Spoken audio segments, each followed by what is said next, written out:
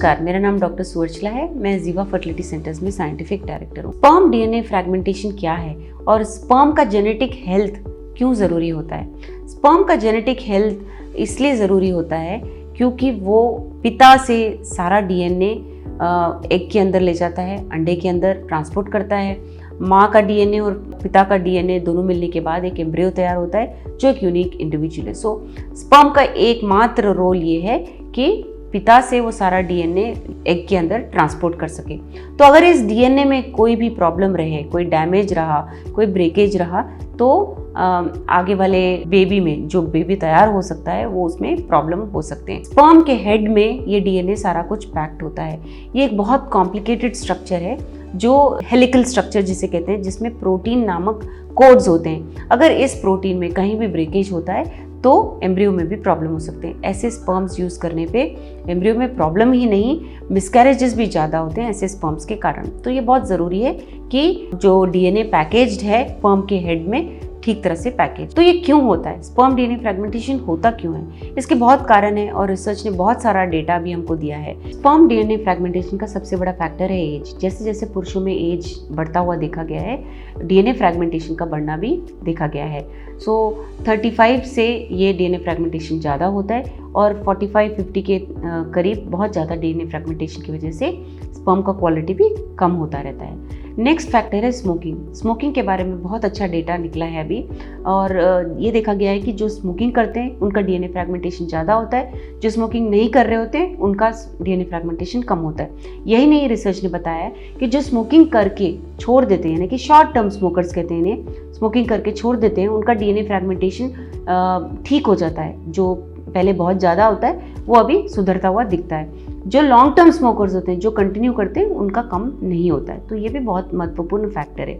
यही नहीं, DNA fragmentation smoking की वजह से, मैंने जैसे बताया, बढ़ता तो ज़रूर है, उसकी वजह से मिसकैरेजेस भी बहुत ज़्यादा होते हैं। तो स्मोकिंग और मिसकैरेजेस का भी बहुत अच्छा कनेक्शन देखा गया है, जिसकी वजह से स्मोकिंग रोकने पर मिसकैरेज रेट कम होता है क्योंकि डीएनए फ्रैगमेंटेशन यानी कि डीएनए का टूटना कम देखा जाता है। एक महत्वपूर्ण कारण है कैंसर ट्रीटमेंट। कैंसर ट्रीटमेंट के जो ड्रग्स होते हैं वो स्पर्म्स में डीएनए फ्रैगमेंटेशन का कारण बन सकते हैं। इसीलिए जब ट्रीटमेंट के लिए जा रहे होते हैं आपको ऑन्कोलॉजिस्ट बताएंगे कि एक सैंपल फ्रीज कर लीजिए, ताकि ट्रीटमेंट के बाद जब आप ठीक हो जाएंगे तो फ्रीज किया हुआ सैंपल आप अवश्य फर्टिलिटी ट्रीटमेंट के लिए यूज़ कर सकते हैं। तो ये कुछ कारण हैं और इनके अलावा अल्कोहल भी, यानी कि अगर आप बहुत शराब पी रहे होते हैं तो उससे भी डीएनए फ्रैगमेंटेशन बढ़ता हुआ देखा गया है।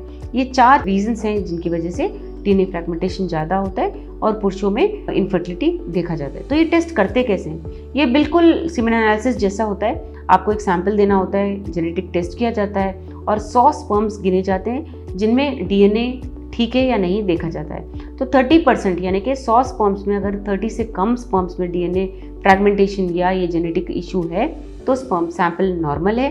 30 या 50 के आसपास अगर डीएनए का क्वालिटी अच्छा नहीं है, तो इस परसेंटेज से हम अनुमान लगा सकते हैं कि जो हम प्रोसीजर कर रहे हैं वो सक्सेस होएगा या नहीं और इसका चांस ऑफ सक्सेस क्या है। तो इट्स अ प्रेडिक्टिव वैल्यू, यानी कि इससे प्रेडिक्शन लगाया जा सकता है कि इन स्पर्म से यूज़ करने से सक्सेस कैसा रहेगा। तो ये बहुत महत्वपूर्ण फैक्टर है कि डीएनए फ्रैगमेंटेशन कितना है और इसकी वजह से सक्सेस रेट क्या है। ये ज़रूरी नहीं है कि अगर हम ये स्पर्म यूज़ करेंगे फेल ही होएगा, क्योंकि अब आजकल बहुत अच्छे ऐसे प्रोसीजर्स हैं जिनसे इक्सी करते टाइम यानी कि आईवीएफ करते टाइम भी स्पर्म्स में डीएनए फ्रैगमेंटेशन कम करके उसमें अच्छे स्पर्म्स ही सेलेक्ट कर सकते हैं। इन प्रोसीजर्स का नाम है माइक्रोफ्लूइडिक्स, मैक्स। ये प्रोसीजर्स करते हुए हम ऐसे स्पर्म सेलेक्ट कर सकते हैं जो कम डीएनए फ्रैगमेंटेशन रखते हैं या बिल्कुल नहीं होता उनमें डीएनए फ्रैगमेंटेशन, और उन स्पर्म्स के यूज़ से सक्सेस रेट ज़्यादा हो सकता है। इसके बारे में अगर आपको और जानकारी चाहिए अवश्य जीवा फर्टिलिटी सेंटर्स आइए। Thank you. हमने इस वीडियो को बनाने में बहुत मेहनत की है, ज़रूर हमें सब्सक्राइब और लाइक कीजिए। Thank you.